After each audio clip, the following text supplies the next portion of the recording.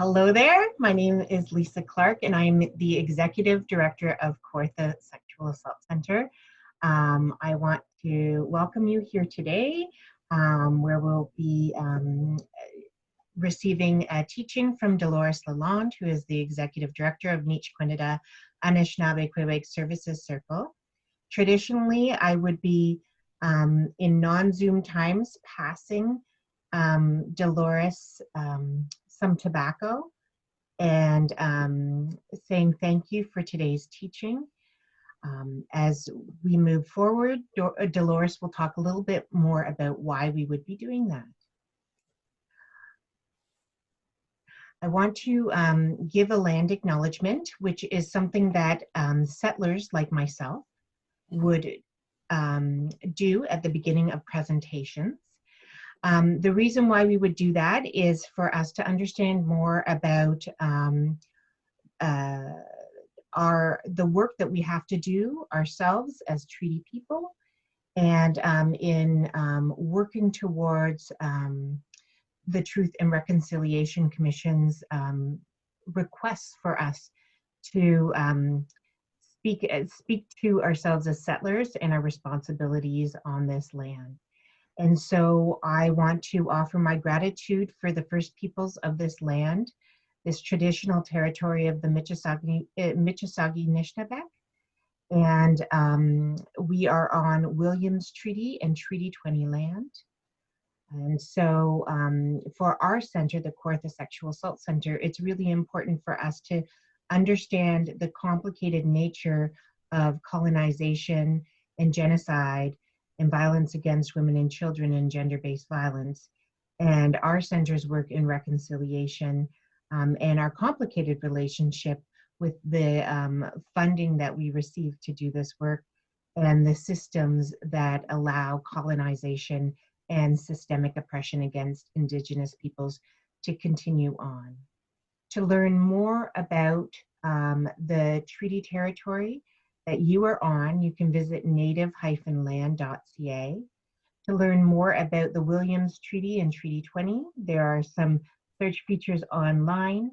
And this book has been written by Doug Williams of Curve Lake First Nation, who is an elder.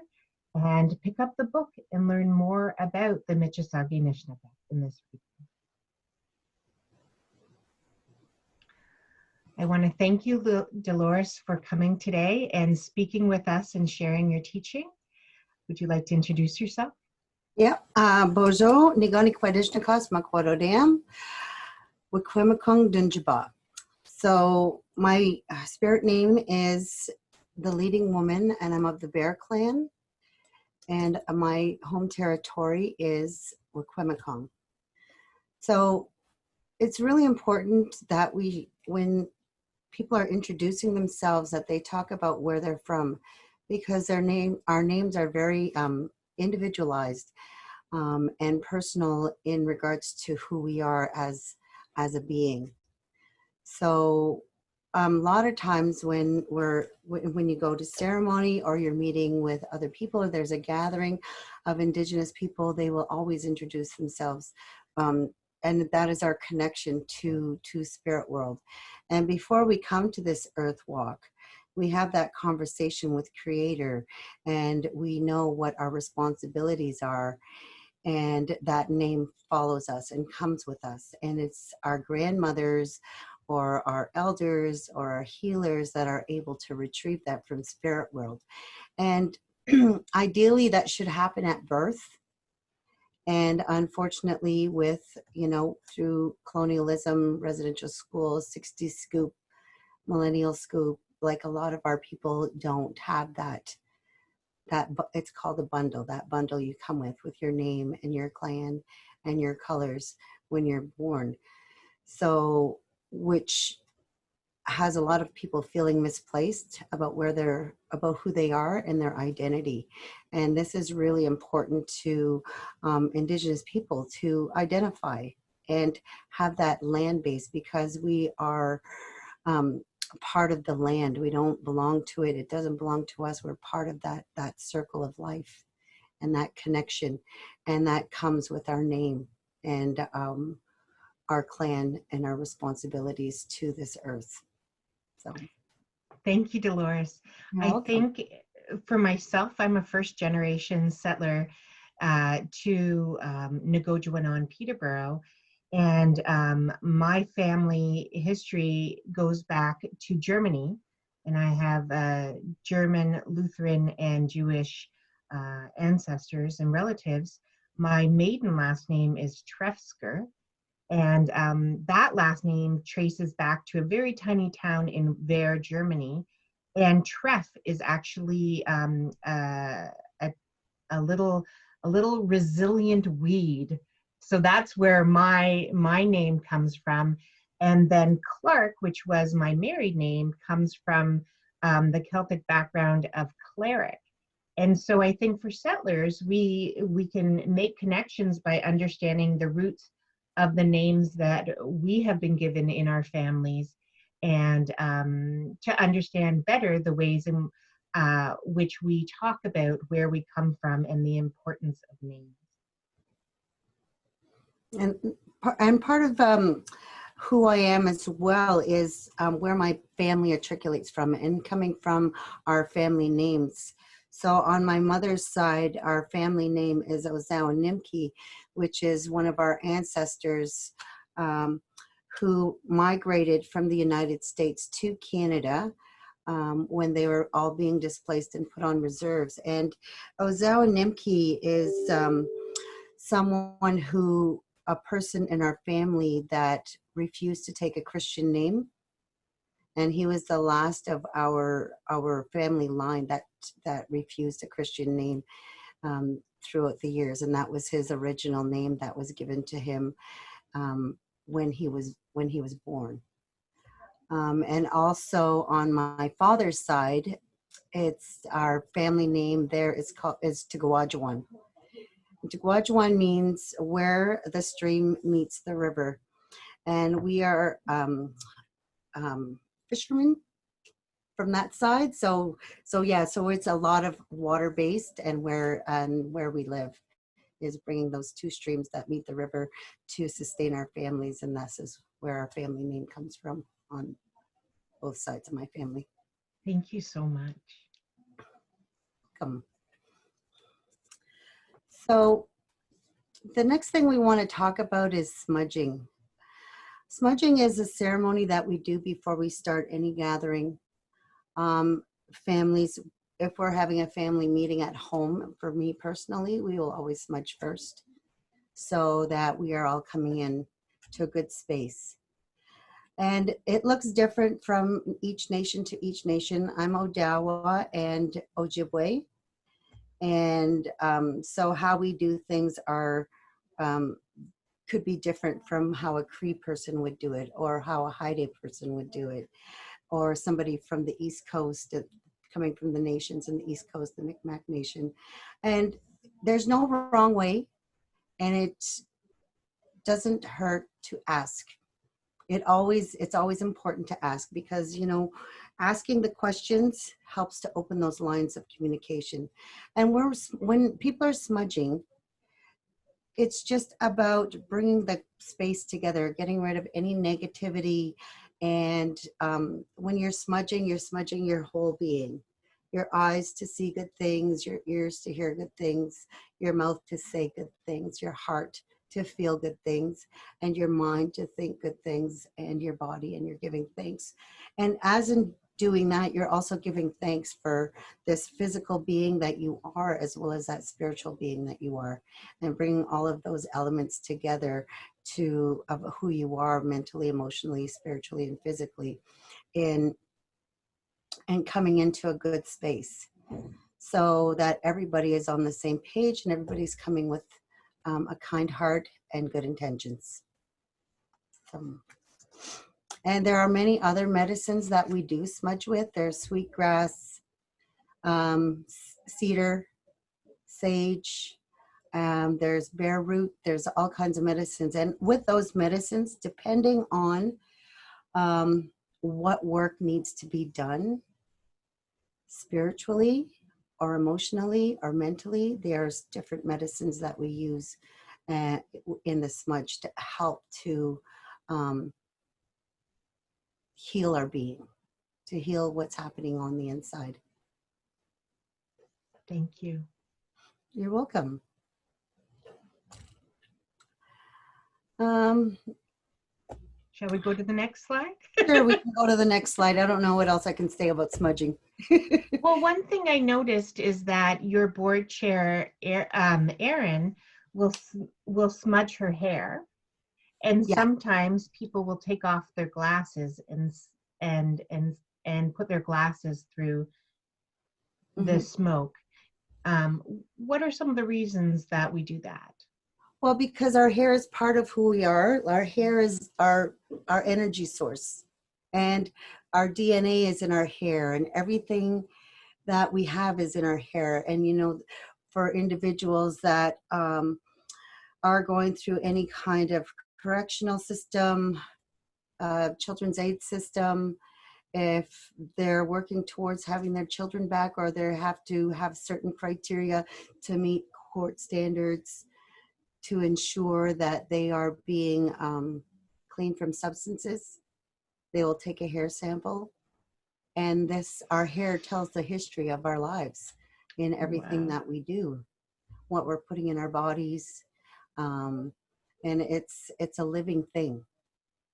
And also with the glasses, I always smudge my glasses too, because if I take my glasses off, I can see, but then I'm putting something that's obstructing my view.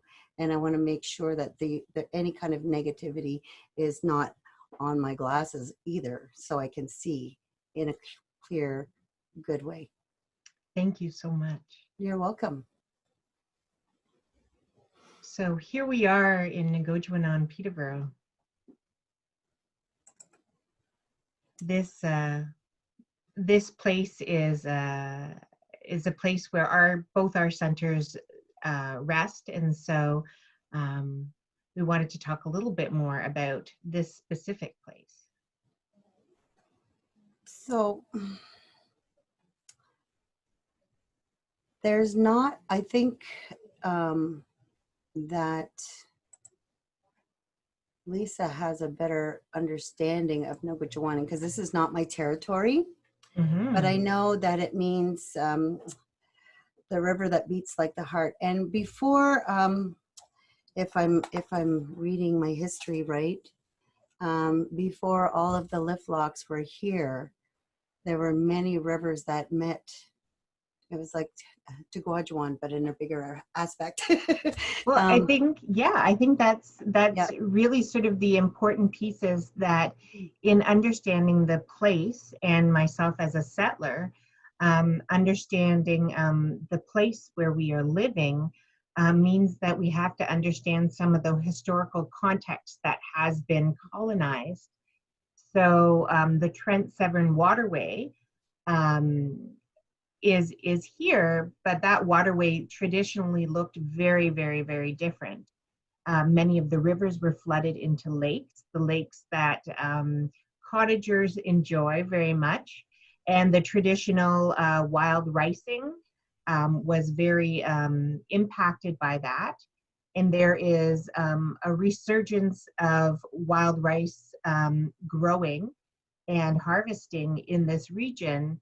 And it's important for us to understand the historical context and the voices of Indigenous people, especially those of Curve Lake First Nation and Hiawatha First Nation, who are speaking directly about the wild rice and harvesting, to better understand historically what went on, and the importance of protecting traditional food sources, for instance, and waterways that Indigenous people have protected for millennia.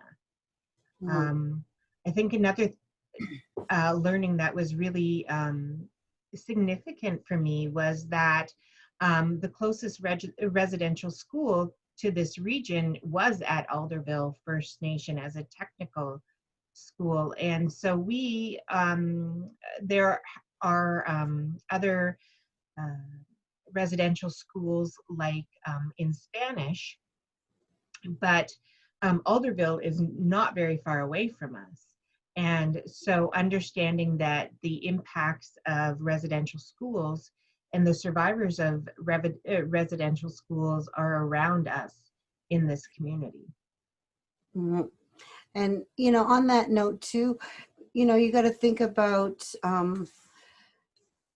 everybody that has been, you know, in this Nogojawaning region that had to change their entire lifestyle.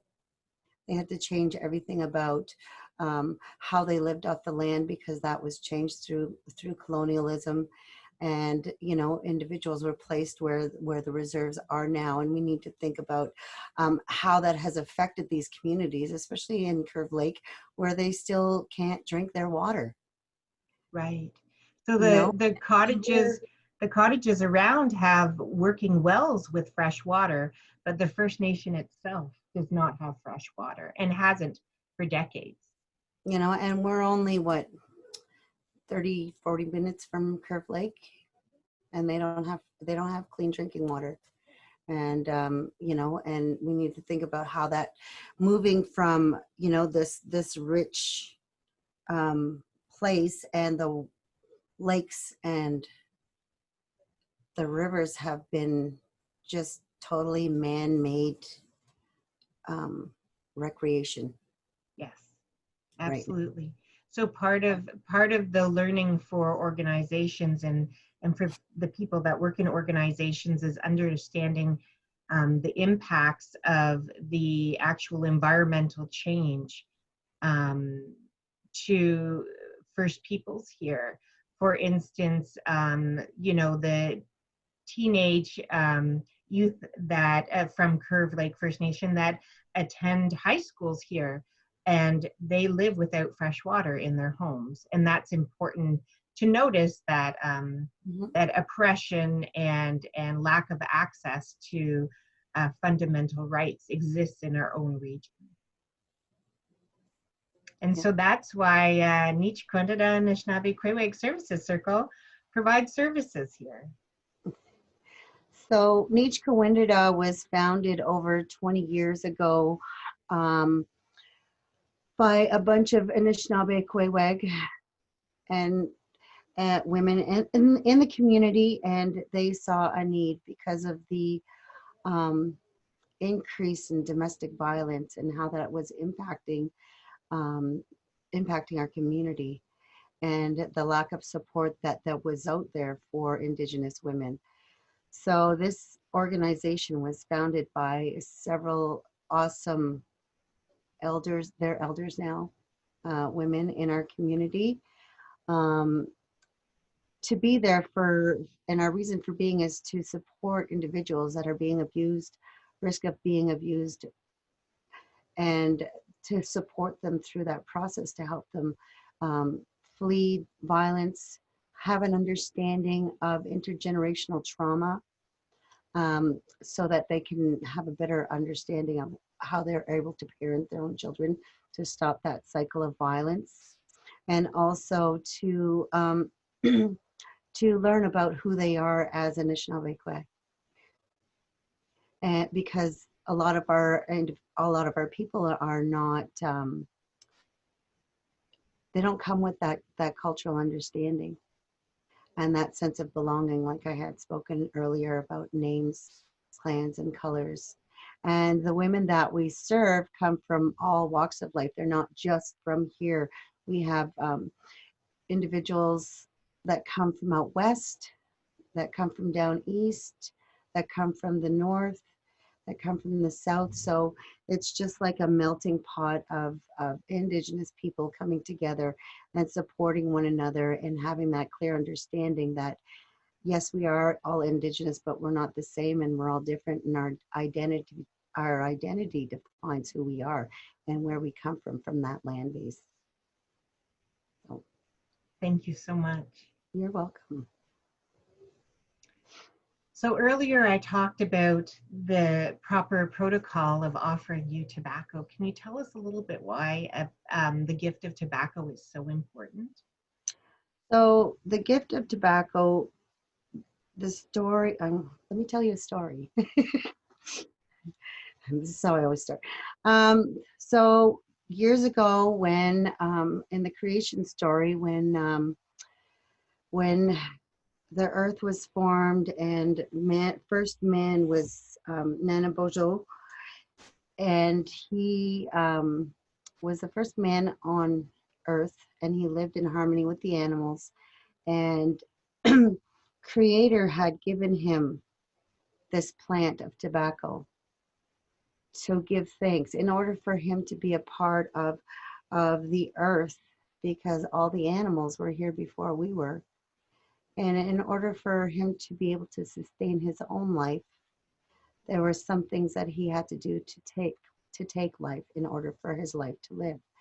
And also into giving thanks to Creator and offering that tobacco to Creator and his ancestors to support him as he had his earth walk.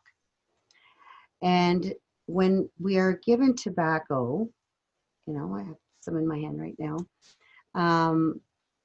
that is a gift of thanks, a gift of thanks, and a gift of honoring what someone has to share.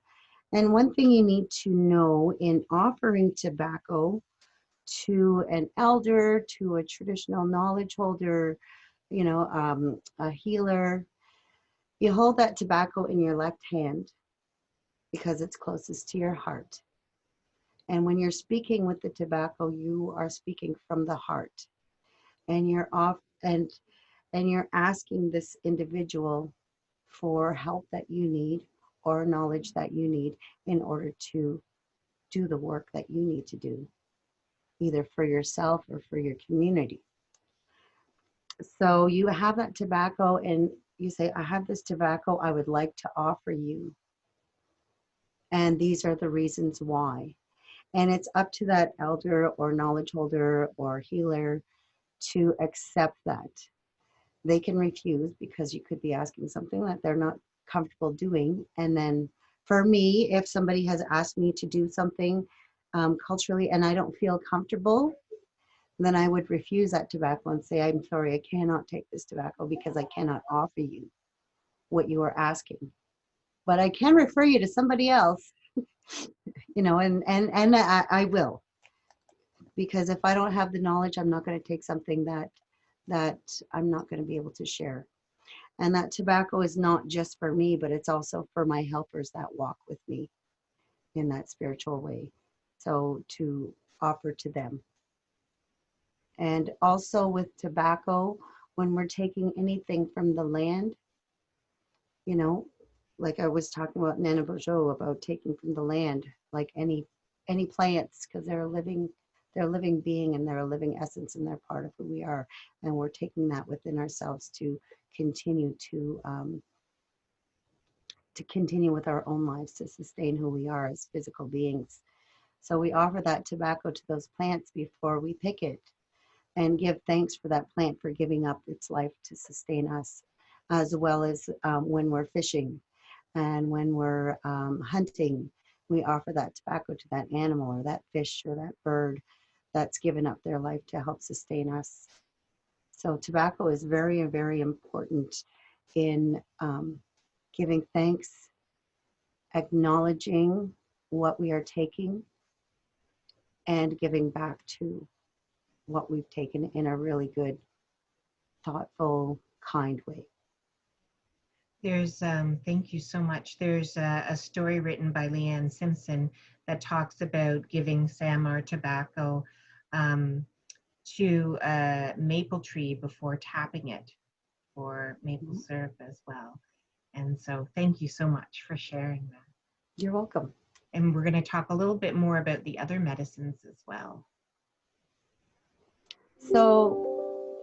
So over here we have on the slide a beautiful picture, and it has the sage, sweetgrass, tobacco tie, and cedar. And there's also a lovely felt red dress to honor those women who have lost their lives and that are missing, those Indigenous women that we call our sisters, that have been misplaced through horrible means. But on the other side, we have the Ojibwe medicine wheel, because I'm Ojibwe, I'm going to share that teaching. And the medicine wheel we come with 4 colors, and those are the 4 colors that represent each direction and also represents the nations of man. So we have the yellow nation, the red nation, the black nation, and the white nation. So, and it's about bringing all those things into balance. And also in those directions is where these medicines sit. So in the east, we have the tobacco. So when we wake up in the morning, we offer that tobacco for that sun rising and give thanks for another day. And in the south, we have the cedar, which is also another cleansing medicine that you can smudge with it, you can drink it, you can spray it in your house, you can put sage. It's about protection as well as protecting who you are and not taking on any of that negativity when we walk through life. There are times when people are struggling and they're taking on too much that doesn't belong to them. They'll put cedar in their shoes, so they're not carrying that with them, and they're not taking that with them. So that is some things that we do to protect ourselves, because everywhere we walk, there's energy. And sometimes if we're not careful about our self-care and keeping ourselves in balance, we can pick other people's energy up and take it with us. So it's about that protection. And in the west is the sage, and we have all kinds of sage growing in all kinds of different territories. It depends on what territory you're coming from or what province you're in. The sage is going to be different, but the sage is always about cleansing. And sage is also a women's medicine. So a women can smudge at any time throughout the month, because some teachings suggest that women do not smudge with any other medicine except sage when they're on their time. And that all depends on teachings, what territory you come from, and that meaning and understanding. And it's never anything negative. Everything's always in a positive light. And I encourage the women to share their teachings, because everybody's different, and it's about having that mutual respect about that teachings and around moon time. And so moving on in the north, that's a whole other teaching though. The moon time, that's a whole other teaching. That's a whole different day. So in the north, we have the sweetgrass, and the sweetgrass is, when you pick sweetgrass, it's considered the hair of Mother Earth. And when we pick that medicine, we're taking that hair of Mother Earth. And I talked about hair earlier, about how it's our history. And when we take that sweetgrass, it's about the history of the earth that she is sharing with us in that medicine. And when we braid it in 3, we're braiding it so that it's strong. And it represents all of those things about who we are as beings.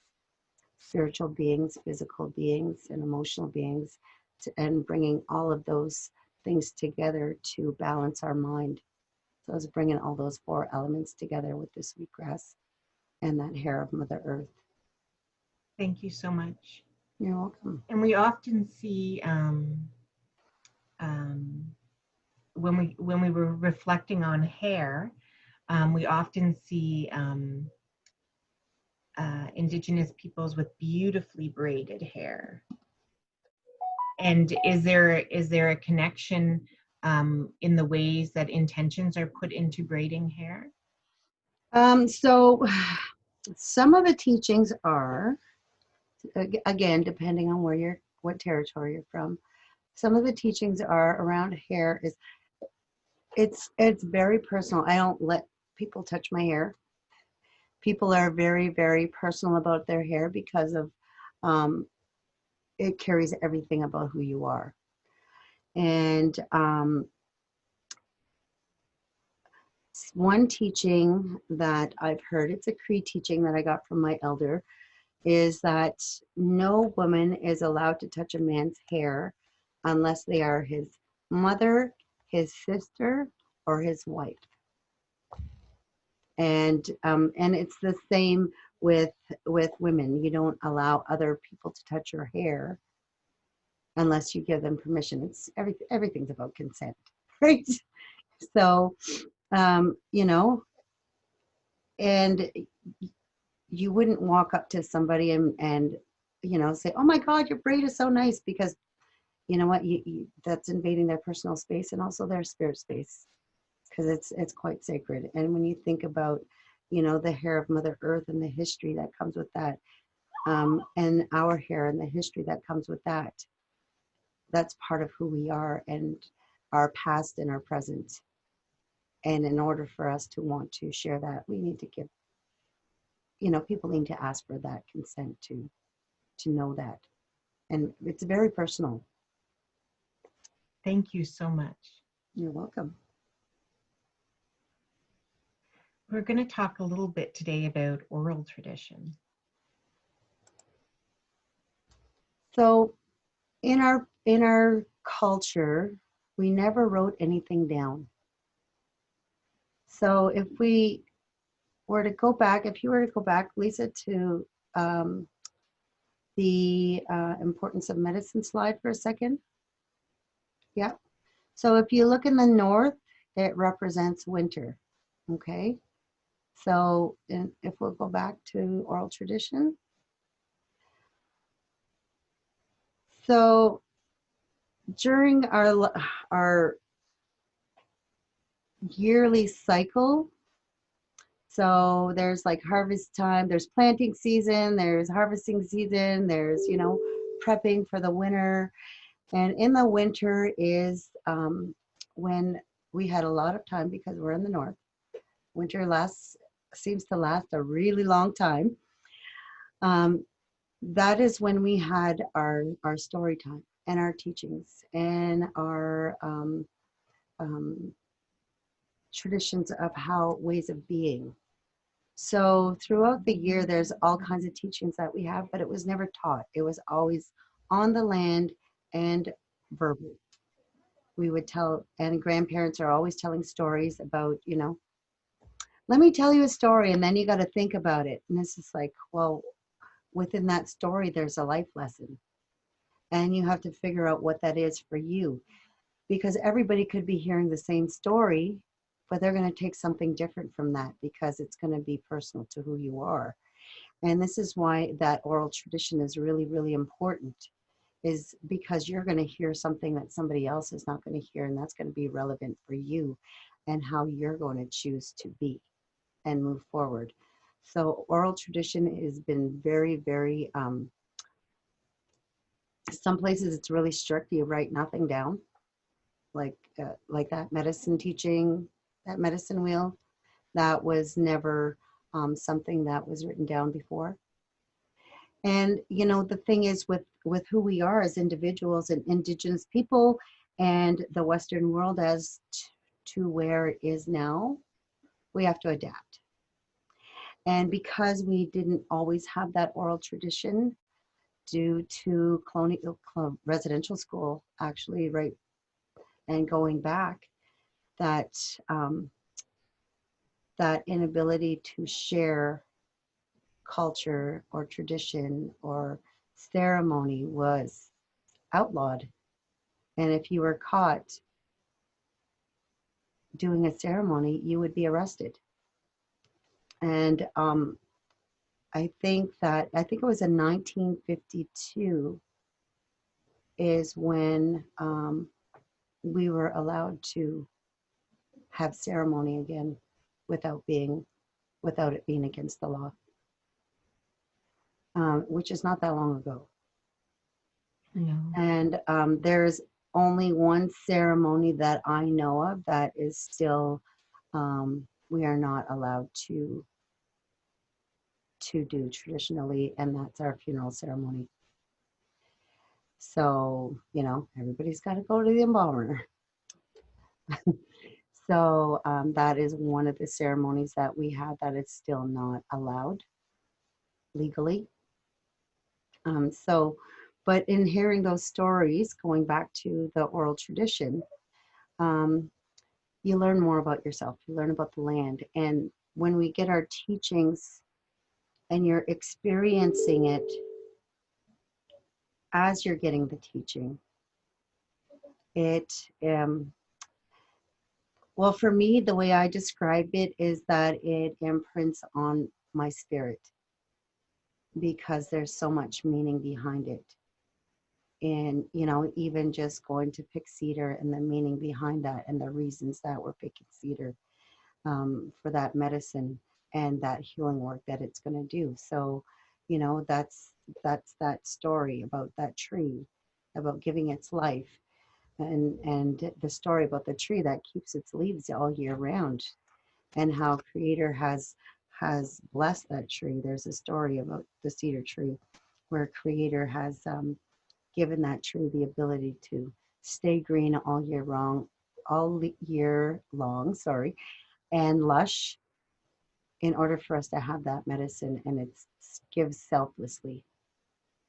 And you know, and that is a bigger story than you know what, I'm going to go pick some cedar because I need to, you know, have some cedar tea. But Right. there's more meaning behind that. So that's why oral tradition is so important. And some of the things that we're writing down now, because, you know, everybody evolves, including how we learn, including how we learn. And, you know, I think about our young people today and how they learn. Everything has been westernized, whereas you've got to open a book and you got to see, you got to look at it and read it instead of you know, just hearing it and experiencing it. That there's that visual of actually reading words. And some of our kids, our young people, this is how they learn. So it's about accommodating that as well and supporting them through that, so they have that better understanding. And it's also about evolving as we go through life. One of the stories and ceremonies that I've heard about is the strawberry fast, for instance. Mm-hmm. And I've heard that there's, you know, there's a passing down of the strawberry story, and it may be different, you know, from story to story, from who's passed it down. Mm-hmm. Can you tell me a little bit more about that ceremony and the berry fast? The berry, okay. So the story of the strawberry patch is about two little boys. Two little boys were playing, and they were playing, and they were out in you know, in the field or in the bush or wherever they were, and they had an argument, and they started to fight, and one of the boys had hurt his brother so bad that he died. He accidentally killed his brother. And when he went back to the community, he went back to the village, and the family was asking where he was. He said he didn't know. He lost him in the forest, and he didn't talk about it. And for years, nobody could find where he was or what happened to him, because the one brother lied and didn't say what happened. So he felt so much guilt. You know, one day he went back to where he had left his brother who had died. And in replace of that was, there was a brand new plant called the strawberry plant, and it was in the spring. He went back, he went through the whole winter and went back in the spring and early summer, and this is when the strawberries grow. And they're the first berry that grows on Mother Earth in the spring. And he went back to there, and he cried and he asked Creator, you know, for forgiveness, and he prayed to his brother for forgiveness for having killed him. And the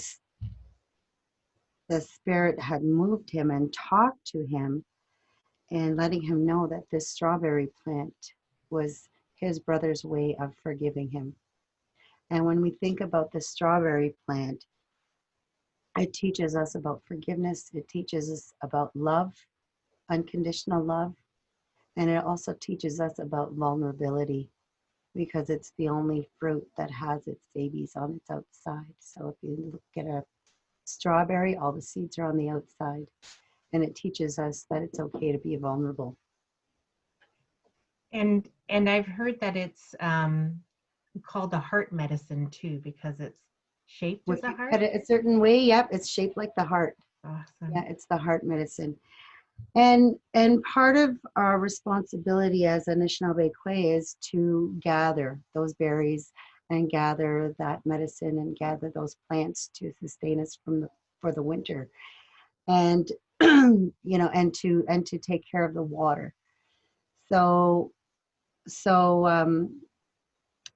when a young girl comes to the age where she's going to become a young woman, which is when she starts her moon time, her menstrual cycle, she goes on a fast for a year.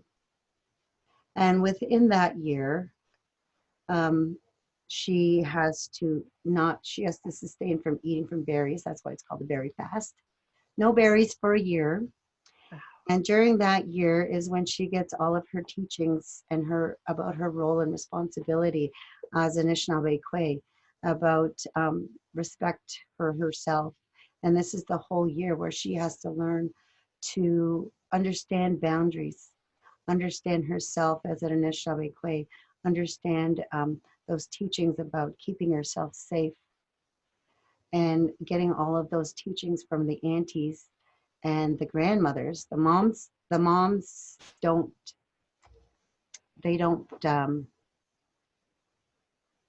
teach the young gals. It's always the aunties and the grandmas. Cool. Because the mom's relationship is a different relationship. And then this is because those hard conversations that do come up during these times is also about healthy relationships and healthy sexuality. And these are things that are really difficult for some moms to be able to have that conversation with their daughters. And it's probably really hard to hear from their daughters to hear from their moms. So it's those aunties and those grandmas that share those teachings throughout that year. Which is why family is so important, right? To have that family, and that loss of family is such a significant loss. Yeah. One thing that I have learned as a settler working in social services is the appropriation of the talking stick, and the tradition that was taken away from Indigenous peoples of the pipe and passing the pipe in a circle, and that actually one of the ways in which to subvert the penalization for Indigenous people having their pipe was to take it apart and actually pass the one piece around when people are talking. And but we use talking sticks in groups all the time, and it's actually appropriated. And do you have some thoughts about that? I think that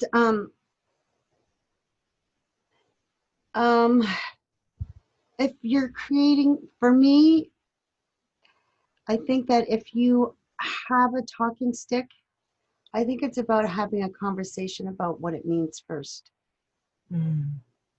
So if you are a group that have worked together, and because the purpose of the talking stick is if somebody is hanging on to that, then that's their opportunity to be heard. And it's everybody's opportunity to listen in the same way as, you're holding an eagle feather or a stone or something that's going to have that representation of you being heard. And I think that if you're a group that has decided on a talking stick, that it's something that should be created together, so that however you're going to have it, if you're going to paint it, if you're going to add things to it, to have that conversation about what these mean in regards to how it's going to be used within that group. And I know that one of my teachers, she had this beautiful talking stick, and it was carved into a beautiful Nokmis, and you know, so we called her grandmother talking stick, and everybody had that opportunity to hold her and feel, and it was really a beautiful thing, because it was just like we were being held by our grandmother as we're talking, as we're holding this stick. So it's a really looking at it from that viewpoint of good intent coming from a place of love and kindness. And, you know, and if that is what your intentions are in regards to having a talking stick, then I think these are the conversations that need to happen prior to just like, oh, here's the talking stick and you're going to talk when you have it, you know. And then, and I think it's always important to do it in a circle where nobody, because if we always do things in a circle, because nobody is better than anybody, because we are always equal. You know, our small children have so much to teach us in the same aspect as our elders do, and there's no hierarchy within that circle. So, and I think that when you're coming to that place of having that talking stick, and then just go systematically around and not coming in from a really malicious place. Well, I want this stick because I have something to say. No, it's about waiting your turn, because this is an opportunity. Everything's always a learning opportunity in hearing what somebody else has to say with a good heart and an open mind. Thank you so much. You're welcome. And you mentioned also the eagle feather, and we talked about smudging, the talking stick. And so the reason why we wanted to make this video for our colleagues in agencies that we work with is to learn a little bit more about how settler staff and volunteers can do better and do more learning around working with and supporting Indigenous people. So we're back with Delores, and we're going to talk a little bit more about the impact of colonialism on our services, and we are going to talk about some ways in which service providers can speak and support Indigenous clients, you know, when they're doing service delivery. But first, we really need to make some information really clear about colonialism. Sometimes in the academic world, you will hear that we are living in a post-colonial society. But in fact, we are not living in a post-colonial society.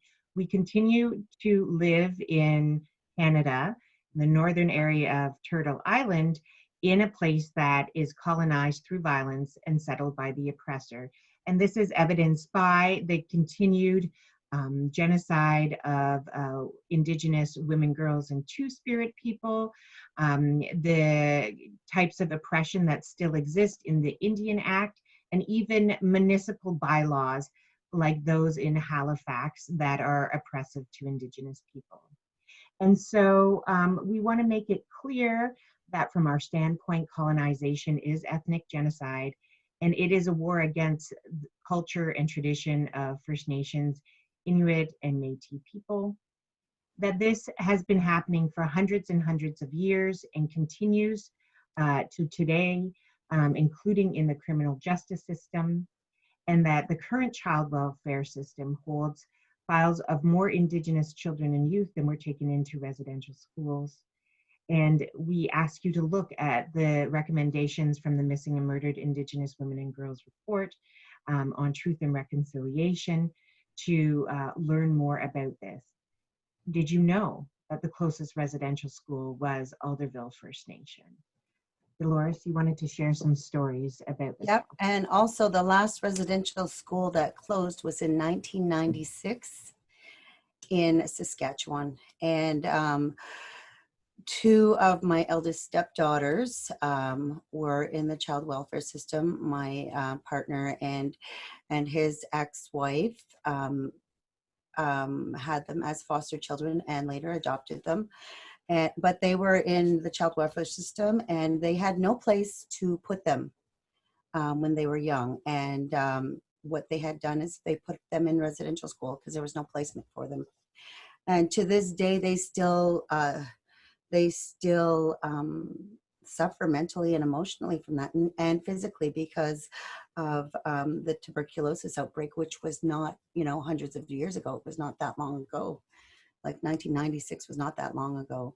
And, when we think about the genocide, which still continues today, when you think about if you're status or non-status as an Indigenous person. And, when you think about that status, and everybody has a number in regards to that.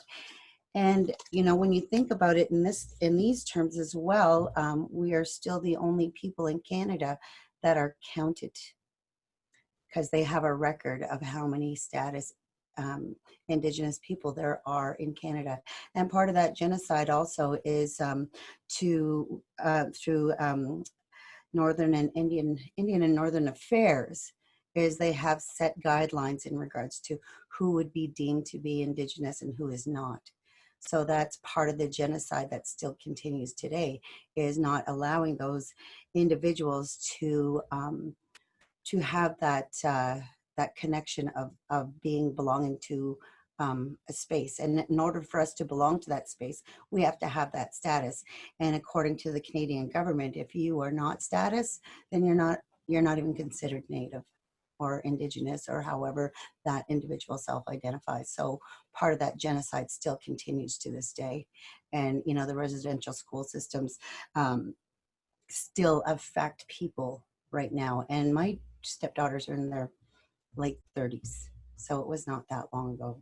So just to be really clear about how it's still impacting everybody today. So when you're approaching people that are coming in, it's really important to have an understanding of their history and where they're coming from, and not just like in general history, but that person's history, and listen to their story and hear what they have to share in regards to where they matriculated from, whether it was through foster care or the millennial scoop or through the criminal justice system. All of that trauma is all intertwined. And I think hearing those stories from individuals is really important, to have a clear understanding in how you're able to support them. And to also validate that, this is still happening, and to validate to them that, there's still support there. And, they have every right to feel what it is that they're feeling in those moments, because this is where they're coming from. And this is something they were not taught, something different. So yeah, I thought that was a really important point to share as well. Thank you. And I think of, the silencing of the voices of the Wet'suwet'en people in terms of the pipeline in the western part of this land, all the way now to the eastern part, where the Micmac fisheries are being destroyed by settlers, and there is so much conflict, and a lack of policing intervention by the RCMP to protect the fishing rights of the Micmac people. You see this continuing in the news, and it impacts the well-being of Indigenous people to see ongoing violence. I mean, it's anger inciting and difficult to cope when over and over again you see the examples of culture and tradition and people being harmed. And also, too, not that far from here, you have to remember that there are still people occupying the land near Caledonia, because they want to build a golf course. and, and a new housing project. And, the Indigenous people of 6 nations are still occupying that space as well. So it's not, this is still something that's happening where people are just trying to, what's that word? Preserve the land instead of developing it to accommodate, settlers in the community. And that's part of cultural and spiritual teaching, to care for the land as part of, ancestry and connection to the land. Am I correct in that? Absolutely. Yeah. Absolutely. And that is, the responsibility that we have been given as Indigenous people, is to protect the land, to protect the water, and to create that harmony and that akanagana, like all my relations, and bringing everything together. So when settler people working in social services are welcoming in Indigenous clients, what are the ways in which you recommend making an office culturally welcoming? I think that being able to provide a smudging area for Indigenous clients when they come in, if that is something that they want to do, is really, really important. Just having a shell or something, some tobacco ties, sage available for them. And if you don't have that, we'd be more than happy to share what we have, so that you can have that in your office for your space. We have that available to share with our community partners to, make it more comfortable. And I know that once somebody is able to smudge, especially if they're coming in and they're feeling really insecure about what services they're going in, and if they're, coming from the criminal justice system, the child welfare system, domestic violence, sexual violence, they need that support. And, with having that availability to be able to smudge before they're able to have that conversation will help them be grounded and feel a lot more secure and a lot more safe within themselves to share what needs to be shared in order to get the support that they're needing. And they're coming in from a good space, and being aware of that is really, really important as a provider. So, and also, also with the second point here, where we're talking about the court systems, you cannot smudge in the court buildings. So what we have done and we have provided and we have made was liquid smudge, which we don't have any at the moment, but I will be making some because we got all this sage. And basically what it is, it's sage, and it's just sat in some water, and it's sat and preserved. And you know how you make preserves, you got to make them sit for a long time and then they're ready to go. It's the same thing with this sage. So this is something that I need to continue to make here for us, and we can provide that for the courts, whereas they're able to just spray it down and have that smudge available inside the court systems. And also, I'm not sure if they have it here in Peterborough, and but I do know that in Durham in Oshawa, they have eagle feathers for clients that are going to testify. So you're able to go down and utilize those, and they will choose one. And if they have to go in and testify, at least they have that support here. So I think that's something that needs to be implemented here if it's not already. And some other items that I have seen Indigenous people hold when they are having hard conversations is a rock, and grandfather rock, for instance, or a tobacco tie, or a tobacco tie. Is that something that we can encourage clients to bring with them? Is it appropriate? Absolutely, it's appropriate. And the thing you have to remember about the rock, and it's really significant. And we call the rocks grandmothers and grandfathers. And you think about the age of the rock, how long it's been here. These rocks have been here for centuries, and they carry so much knowledge, and they carry so much resilience and adaptability, because if you think of a rock, if you put it anywhere, it'll adapt to its environment, and it's able to absorb everything around them, including any kind of energy that somebody needs to expel. They're able to carry that because it's too much for that one person. And this is why we call them grandmothers and grandfathers, is because they've been here for so long. And it's always important to have that support. And when you explain it in that way to somebody, then they feel a lot more supported, because they're, basically hanging on to the spirit of their ancestors as their, and they have that extra support. And a tobacco tie too is really awesome, because they're able to put all that energy into that tobacco tie and ask for that support from that medicine. And then when they're done, to lay it down in the ground or put it in a sacred fire, or however they choose to put that tobacco in a place of where it can go and do no harm. Thank you.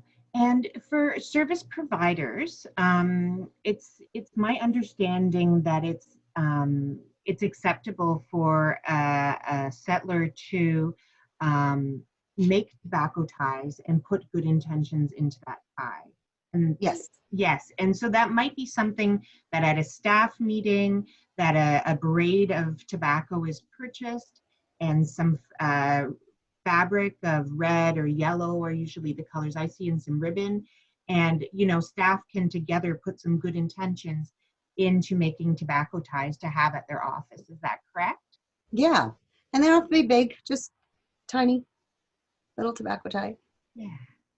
And we have them at the office, and we offer that to our clients when they need it. We also have smudge available here. We have medicine for them to take home if they need to.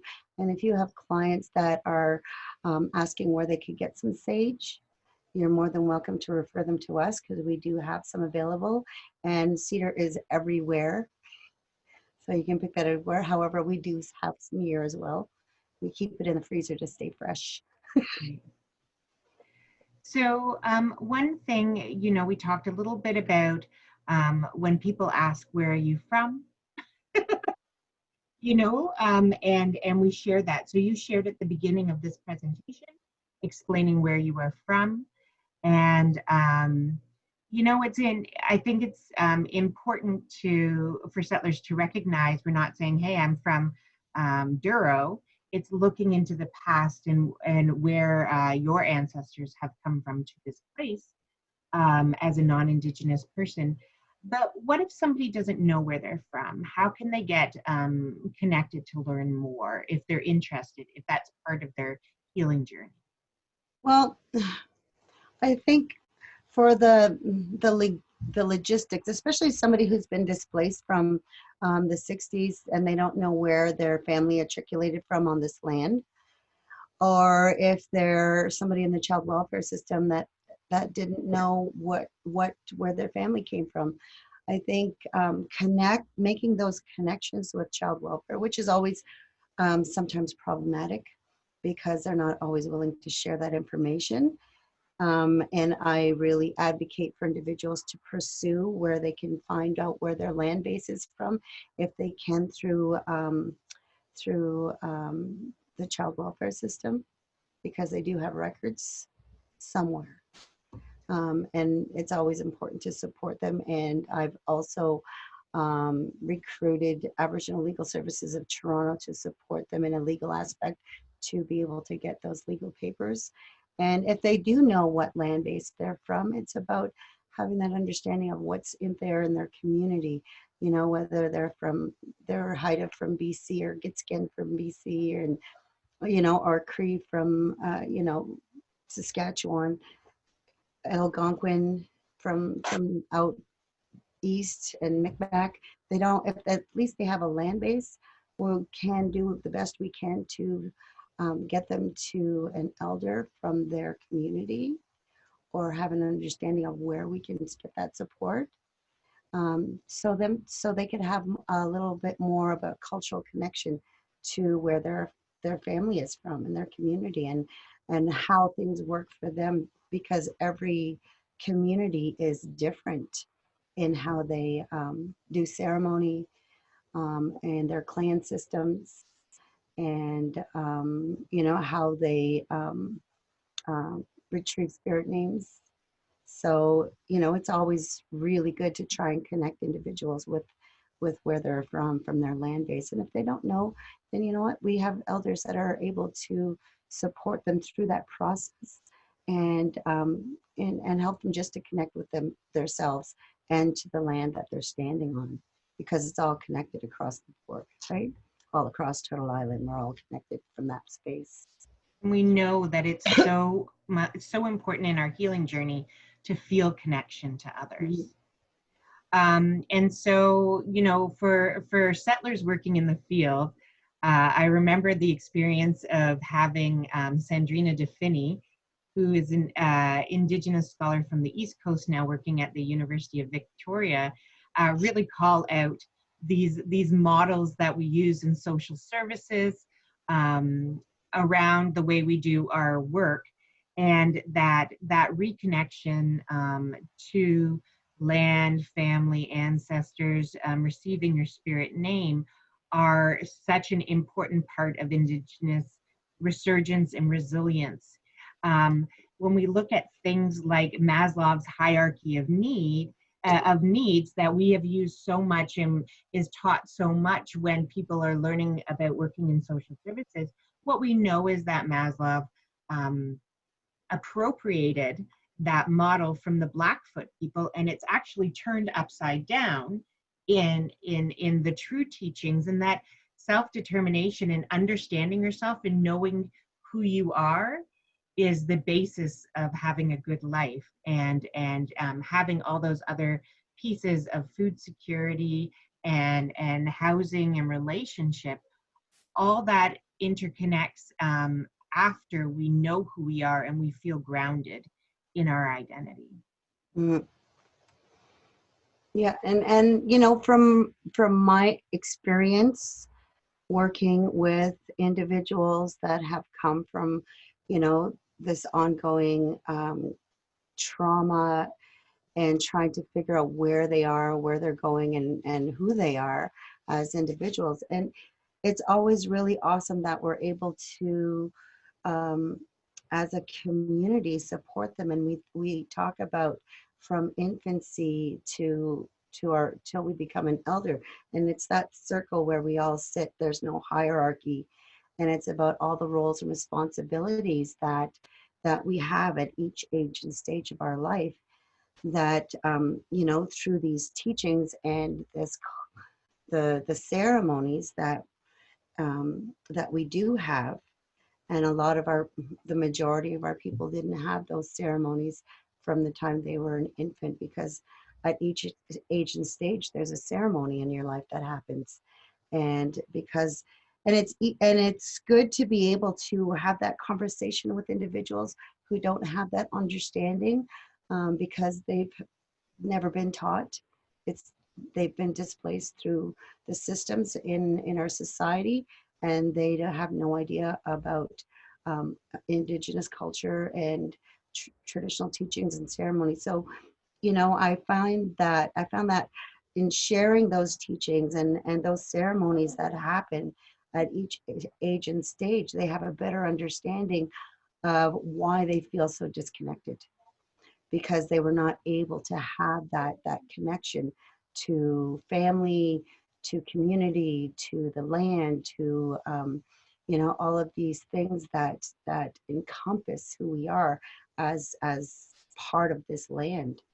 So I found so much growth in individuals who are able to work through those processes. And also when you look at the trauma from childhood and how that affects the stages of your life, whereas as a child you're learning to name your feelings, and as a youth this is where you're learning to cope.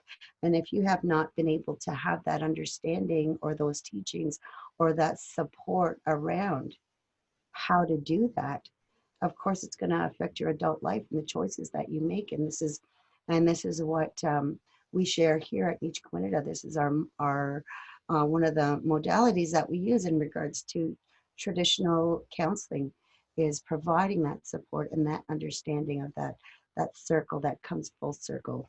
And sometimes we have to go all the way back to infancy, and infancy is that naming ceremony where people have that name, right? They have that naming ceremony and that walking out ceremony when you're a toddler, you know, and as a child, that ceremony of having your first bundle.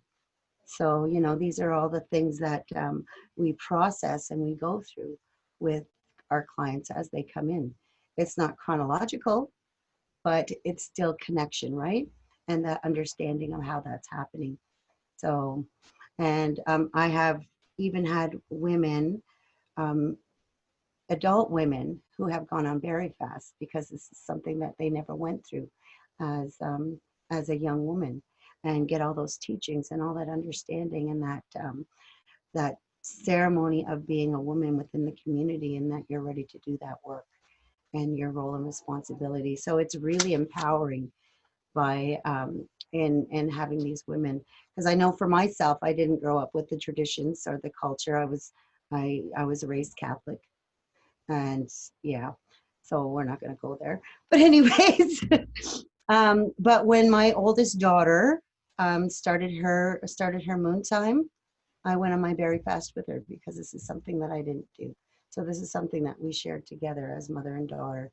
And then I just, you know what, I'm just this fall, just this spring, I've just taken my granddaughter off her berry fast. So, you know, so it's like, when people are learning, it's going to continue intergenerationally. And I think this is a really awesome start that we have, because a lot of our women are not able to do that. And if they're able to get those ceremonies, they're able to pass that on to their children and share those ceremonies with their children. And, you know, and it's the start of this awakening and empowerment of our people. So. Absolutely. You mentioned the bundle, and I don't think we talked specifically about the medicine bundle. Okay, so when you're born, when somebody is born, they're born with their bundle. And that's who they are. So there's a whole teaching, it's called Life's Journeys teaching, which is if anybody's interested in having that teaching, I'd be more than happy to share. It's a very big, it's a day program. So that's something that we can table right now. But the bundle is, you know, what you carry, all of your good things. Like for when you're born, your first bundle is your name, your clan, and your colors. That's the first bundle that you carry. And as you get older, when you're a young person, like when you become a child, so, you know, the first 7 years of our life, you know, that's your like infancy, your toddlerhood, and all those learning years. And when you turn 7 years old, that's when you get your first bundle. And in that bundle, you get your own smudge bowl, you'll get your own medicine, you'll get a shaker, sometimes you'll get a drum, depending on, you know, what the family sees. And if they see gifts in you, they will help support home those gifts. And that will be a part of your bundle, as well as tools that you would use, not only for yourself, but also for the community. And everybody's bundle is individual, and it changes, you know, because an elder's bundle would be totally different than what I would have. And I'm not an elder in the community at all, you know, but I do carry a lot of teachings. I don't know everything. And what I don't know, I try and seek out from other individuals that do, you know, and having that pipe ceremony is another thing too. And that can happen through any part of your healing and your growth and understanding and learning. So thank you. You're welcome. And so Sanjuna Defini also talked to us when she came to Peterborough about the ways in which we make the people who are on a healing journey from trauma responsible for their own healing. And in fact, that is not possible. And for what we know about colonization, especially, that it's ongoing. And so the harm continues, and one can't be responsible for the harm of the systems and of genocidal intentions of a settler state. And so sometimes we might hear clients say, I've lost my culture. And the fact is that the culture has been stolen, is being destroyed. And so you're not responsible for your personal loss of the culture because it was taken away.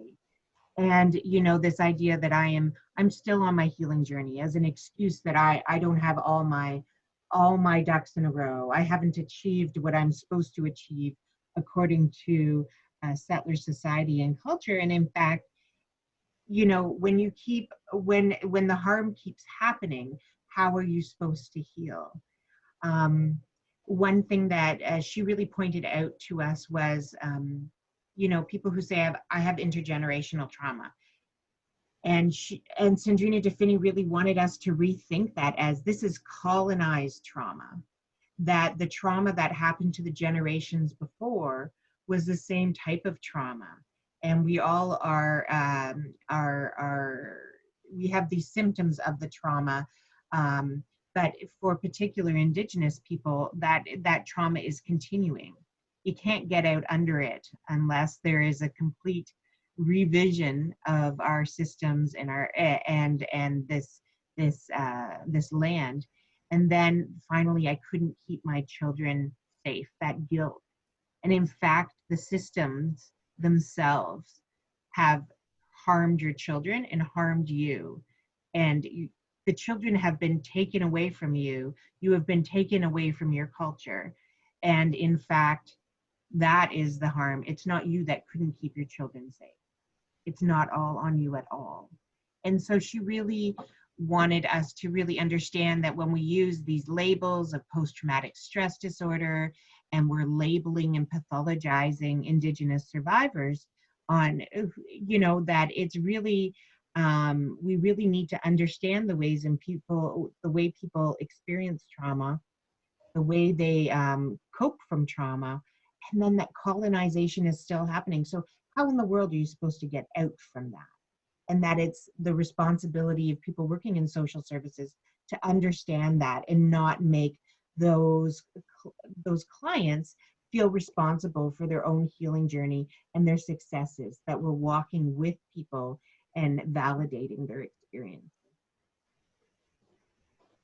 Do you feel like that's kind of what you keep fighting against in your work? Well, you know what, I'm as I'm hearing you talk, I'm thinking about, not just the people that we work with. I it's really impactful because I am an Indigenous person, and this still and does affect my family.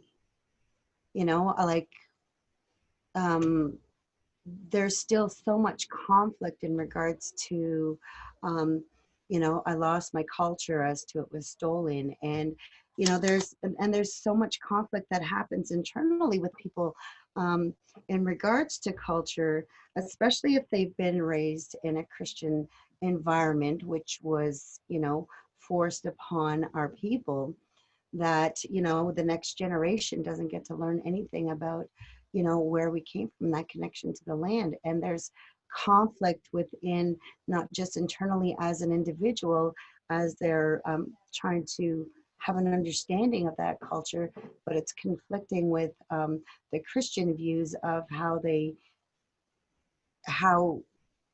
they've been taught how to be, and to look at our culture as something that is not godly, I guess, for lack of a better word. So, and I see that quite often, with the clients that come in, with people that I have met. And then there's that divide. And I think that we need to really be inclusive and really look at the individual as to where they are coming from. And like I said before, and I can't stress this enough, it's about hearing their story and knowing where they're coming from and having that understanding of what they've been through and validating their journey. Because you know what? This is their space. Yep. This is Yep. their space. This is their space. This is their who they are. And it's about having them have that understanding of, you know what, this is not my fault. You know, however, being accountable for choice. You know, and I think that's really, really important.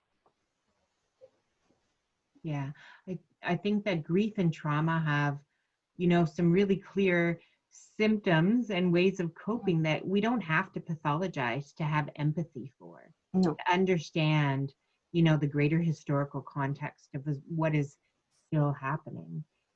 So you have some suggestions as to where people, you know, can access traditional healing and Indigenous services in this region. Do you want to talk a little bit about that? So for us, we have individual counseling here. We provide individual counseling with traditional and Western modalities and whatever was going to work for those individuals. We also have a youth counselor, Aboriginal healthy babies. I hate that word, Aboriginal Indigenous healthy babies and healthy families worker, housing worker here that support our community. We also have a traditional women's talking circle and youth groups that happen bi-weekly. Right now it's on Zoom. We really miss having everybody in. However, due to the pandemic, this is the way it goes. And there's also some really great programs at the Friendship Center. They have a really awesome youth group and children's programs there too. To be able to connect with them is really important. And I had mentioned Aboriginal Legal Services of Toronto. They have, if you have individuals that are going through court, they do have a Gladue writer that does reports for individuals here in this region. And you can always connect with them and find out where their office space is. Prior to moving to King Street, we had rented out office space at our old office for the Gladue writer, and she would come in there. But I know they have moved since then, and I'm not sure where. But connecting with Ab Legal in Toronto, they would be able to provide you with that information. So. Yeah. There's also other, you know, depending on where they're from, if they're living in their home communities of Curve Lake, Hiawatha, Alderville, I think it's really important to get familiar with what services are available out there. And you know, this is something that we do as an agency on a regular basis, is to find out who's doing mental health, who's doing, you know, addiction support, who's doing just regular ceremonies, just to find out who that is so we can support our people in getting those services. So, and there's also, we advocate for our clients who are involved in the child protection. If we have individuals that are with mainstream CAS, we try to refer them to, I can never pronounce this word. I always say DBCFS, but to support them in getting connected there, because they have a really awesome cultural program that also supports the community as well with their cultural workers at DBCFS. Yeah, and it's I think for me it's an understanding how hard it is when you expressed I can't pronounce the name. It's How not. that's just another disconnect to culture, right?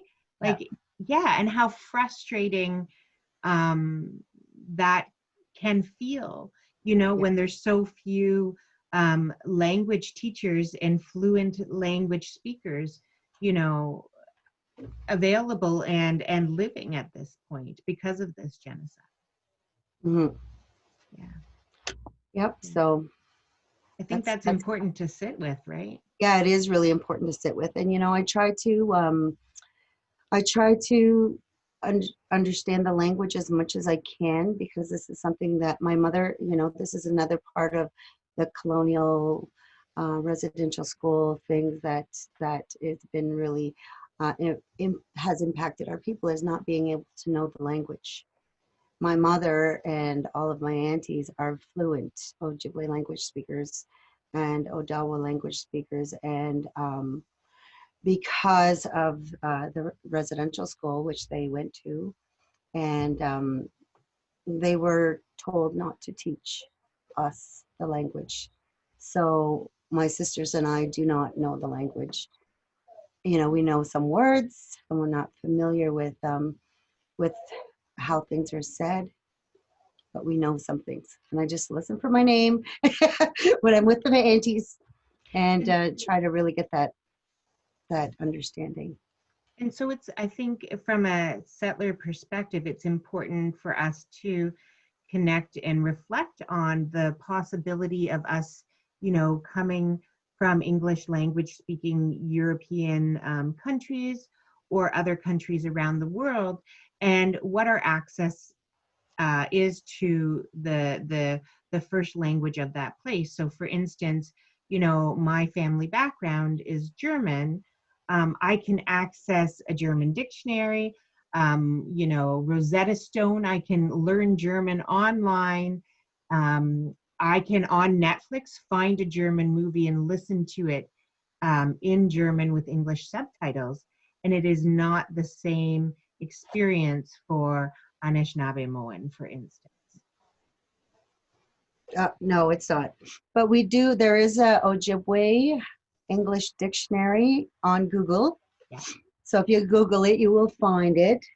However, it's not, you can find the words, however, putting the words together is not the same meaning, because different dialects and different sounds mean something so different.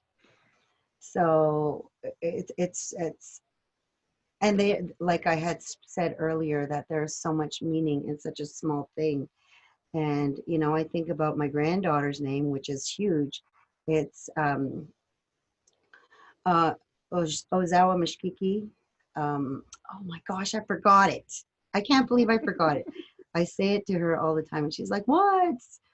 So I try to let her know what her name is all the time, because it's important and it means so much more.